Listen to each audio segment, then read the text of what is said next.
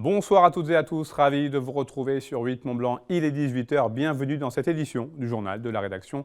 Nous sommes le vendredi 17 décembre 2021, au sommaire ce soir.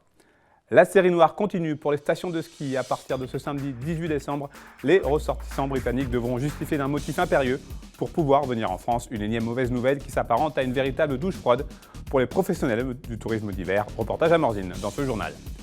Et puis à quelques jours de Noël, nous irons à la rencontre d'un couple de retraités passionnés de Santon. Claudine et Bernard vivent à Mian en Savoie et depuis de nombreuses années, ils reconstituent chez eux une crèche provençale constituée de plus de 300 pièces. La nouvelle a fait l'effet d'une véritable douche froide dans certaines stations. À partir de ce samedi, la France limite l'accès à son territoire pour les ressortissants britanniques. À la veille des vacances de Noël, c'est une très mauvaise nouvelle pour le monde de la montagne. Exemple à Morzine dans le Haut-Chablais, où une grande partie de la clientèle vient du Royaume-Uni chaque hiver. Après une saison 2019-2020 écourtée, une saison blanche l'année dernière, cette décision pourrait bien être la goutte d'eau qui fera déborder le vase de la patience des professionnels. Victoria Lopez les a rencontrés ce vendredi. Reportage. Tout était prêt. Les skis fartés, les équipes en place, la neige arrivait en quantité. Il faut même remonter à 1996 pour voir autant de neige en cette période à Morzine. Mais ce jeudi, le gouvernement a effacé le sourire du visage des professionnels de la montagne. Dès samedi, les voyages touristiques seront impossibles aux Britanniques souhaitant se rendre en France. Une catastrophe pour l'économie morzinoise. Moi aussi, j'ai eu deux clients russes, j'ai une dame qui est venue pour voir un masque. Ah ouais. Certains hébergeurs vont fermer ou sont déjà fermés, puisqu'ils étaient à 100% avec des clients anglais. Pour nous, commerçants, l'impact va être entre 30 et 50%, voire plus à certaines périodes de l'hiver, au mois de janvier, jusqu'à 70% de clients anglais au mois de janvier. On ne comprend pas du tout ce qui se passe, puisqu'il faut savoir que 97% des gens de la station sont vaccinés, que ce soit les saisonniers, que ce soit les patrons d'entreprise. Quasiment tout le monde est vacciné, avec un parcours vaccinal complet, que la station a anticipé les tests PCR ou les tests antigéniques, jusqu'à 1200 par jour, possible. Donc tout avait été préparé, tout avait été vu en amont. L'incompréhension règne partout ce vendredi dans la station. Russell, d'origine britannique, vit à Morzine depuis plus de 20 ans. Il est le propriétaire de ce bar et pour lui aussi, la nouvelle a bien du mal à passer. C'est le doute, on ne sait pas où on va, on ne sait pas comment on fait avec le personnel, on ne sait pas si on peut rester ouvert. Ça s'enlève à une grosse partie de la clientèle. Et déjà, on a du mal à trouver le personnel déjà avec Brexit et maintenant, on ne sait pas si on peut le garder, on ne sait pas du tout où on va. C'est tout prêt, les placards ils sont remplis de bière. Les personnels, ils sont là, ils sont logés, ils commencent à travailler ce week-end. D'ordinaire, 80% de la clientèle de Russell est britannique. Il espère attirer davantage de clients français, mais sans aucune certitude. Même état d'esprit dans cette école de ski. Là aussi, la clientèle est en grande majorité issue du Royaume-Uni. Il va falloir reconquérir dans le futur une clientèle, en tout cas pour cette année, une clientèle française. On aura toujours les Belges, on aura toujours les Néerlandais, les Irlandais qui peuvent venir également. Voilà, mais c'est clair qu'il va falloir se réorganiser et se bouger, comme on a l'habitude de toujours se réinventer encore une fois. Et voilà. Les congés de fin d'année démarrent donc sur une note amère pour les Morzinois, qui espèrent une levée des restrictions aux frontières la plus rapide possible pour reprendre le cours de cette saison qui s'annonçait pourtant si bonne. Comme depuis 2 ans maintenant, le Conseil départemental de Savoie se réunit à la veille des fêtes de fin d'année pour établir son budget primitif pour l'année à venir. Pour 2022, les élus savoyards disposeront donc de plus de 600 millions d'euros, dont plus d'un tiers seront consacrés à l'action sociale sur le territoire. Plus de précisions dans ce reportage d'Emmanuel Jaude. 602 millions d'euros, c'est le budget primitif du Conseil départemental de Savoie pour 2022. En hausse de 1% par rapport à l'année dernière, il se compose d'une enveloppe de 145 millions d'investissements et 457 pour les dépenses de fonctionnement, qu'il s'agisse de frais de personnel, de fonctionnement de service ou de dépenses d'intervention en faveur de l'éducation, de l'environnement, du tourisme ou encore de l'agriculture, du sport et de la culture. Mais le principal poste de dépenses départementales reste l'action sociale pour laquelle plus d'un tiers du budget annuel est dédié, en hausse de 7% cette année. Nous avons décidé de revaloriser par la prime Ségur les personnels médico-sociaux qui dépendent du département, donc ça fait une dépense supplémentaire de 7 millions d'euros et c'est normal parce que ces personnels font un travail formidable dans les établissements pour personnes âgées, dans les services à domicile, dans les établissements qui reçoivent des personnes handicapées. On sait qu'il y a de grosses difficultés encore et il faut donc que l'État suive ce que nous avons fait et nous sommes d'ailleurs le seul département de France au jour d'aujourd'hui à l'avoir fait. Avec en moyenne 308 € de dépenses d'investissement annuelles par habitant, le département de Savoie se classe cette année 4e au rang national.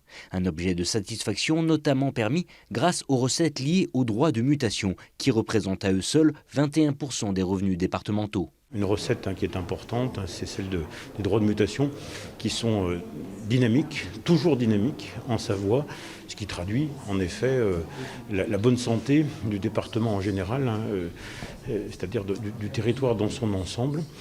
La nuance et la prudence, c'est avec les recettes sur les remontées mécaniques que nous réintroduisons cette année suite bien sûr à l'absence d'activité. L'an dernier, lié vous le savez, aux interdictions liées à la crise sanitaire. Bon, mais cette année, on reste prudent, puisque vous l'avez vu, par exemple, aujourd'hui même, les Britanniques sont interdits de séjour sur notre territoire. Donc ça peut amener à des variations plutôt à la baisse par rapport aux recettes que nous envisageons. Mais enfin, il faut rester optimiste. Quant à l'investissement qui représente 24% du budget global, il se décline à travers l'éducation, la culture, la transition écologique et la politique routière qui nécessitera 48 millions d'euros en 2022. L'association L'Hermitruffe, basée à Annecy, propose des soins médicaux pour les chiens de personnes sans domicile fixe pour 5 € par mois. Les consultations assurées par des vétérinaires ont lieu au refuge de l'Herminette. Manon Toiti s'est rendue sur place et nous fait découvrir cette chaîne de solidarité. Il est 10 h du matin et Sandy a ramené sa chienne Néa pour la faire ausculter. Depuis qu'elle est petite, elle fait des otites à répétition. Une vétérinaire la prend en charge pour la soigner. Mais cette consultation est bien différente de celle en clinique. Ici, les soins sont destinés aux chiens des personnes sans abri. Sandy vit dans la rue depuis longtemps et l'association Hermitruffe lui est d'une grande aide pour s'occuper de sa chienne de 2 ans. Ouais, ça se passe super bien, ils sont très accueillants, très gentils, donc puis ils nous aident beaucoup pour les animaux et puis pour nous aussi. Du coup. C'est cher les vétos et du coup je suis bénéficiaire et du coup voilà quoi. Ça m'aide beaucoup pour elle quoi, vu que je peux pas la soigner comme je veux quoi. Hermitruffe a été créée en juin de cette année et permet à une vingtaine de bénéficiaires de soigner leurs animaux. 2 vétérinaires assurent des permanences pour soigner les chiens et cela ne coûte que 5 € par mois. L'association est composée de bénévoles mais aussi de personnes sans domicile fixe, un moyen pour eux de maintenir le lien social. On peut leur fournir des croquettes, des vêtements chauds pour les chiens, des soins médicaux grâce à Pauline et Fanny qui nous aident beaucoup, 2 vétérinaires qui sont sur les communes d'Annecy. Et grâce à elles, on arrive à bien gérer les chiens. Au-delà du faible coût des soins, l'association permet à ces maîtres d'être rassurés. Ils savent que leurs partenaires de vie sont entre de bonnes mains, ces chiens font partie de leur quotidien et ont une importance cruciale pour leur morale. Ils comptent beaucoup pour nous, vous voyez ce que je veux dire? Quand on est dans la rue, qu'on est seul, souvent avoir une compagnie, ça peut aider. C'est mon bébé, mon compagnon. Quand c'est pas qui parlait, elle est là. Hein? Oui.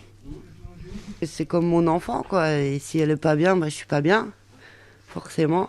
Puis vu qu'elle est là pour moi, je suis là pour elle quoi. C'est un binôme comme on dit. Après que quelques chiens aient été auscultés, il est aussi temps de discuter autour d'un café. Un accueil est assuré tous les jours de 9 h à midi. Direction Mian en Savoie à présent pour aller à la rencontre d'un couple de passionnés. Claudine et Bernard perpétuent la tradition depuis leur plus tendre enfance. À l'approche de Noël, ces retraités dressent chez eux leur crèche provençale XXL, une composition hors norme qui met en scène quelques 300 santons, ces mini-personnages peints à la main. Voyez ce reportage de Caruche. Une partie de pétanque ou une cueillette de lavande. Pas de doute, on est bien en Provence. Ce village miniature semble tout droit sorti d'un roman de Marcel Pagnol, mais il est pourtant le fruit de l'imaginaire de Claudine et Bernard. Passionnés de santons, ces petits personnages peints à la main de 5 cm. De l'eau et des lumières habillent le décor composé de plus de 300 santons, regroupés comme le veut la tradition autour de la crèche de la Nativité. Chaque année, ce couple de retraités descend en Provence pour se procurer de nouvelles figurines. produite selon un savoir-faire artisanal. Vous prenez n'importe quel santon, chaque santon est différent, y compris, même si le moule a été le même, après, chaque touche de peinture donne une expression différente au niveau du visage de chaque santon. Donc, quand on va choisir des santons, même si vous en avez 10 qui se ressemblent, vous les regardez tous, et puis vous essayez de voir lequel vous plaira le mieux, l'expression du visage, parce que chaque santon a une expression particulière. Des références au sud de la France, il en existe pas mal. Mais Bernard s'est tout de même amusé à placer quelques clins d'œil bien locaux. On fait quelques petits clins d'œil à notre région. Vous reconnaîtrez la Vierge dorée de Mian sur l'église. Et puis évidemment le ramoneur savoyard. En perpétuant la tradition des crèches provençales, Claudine et Bernard se replongent chaque fin d'année en enfance, lorsqu'ils contemplaient déjà ce petit monde vu d'en haut. En biathlon, l'épreuve du sprint messieurs avait lieu ce vendredi après-midi sur le stade Sylvie Bécart du Grand Bornand. Et malgré le soutien d'un public survolté et surchauffé, les Bleus n'ont pas réussi à accrocher une place sur le podium.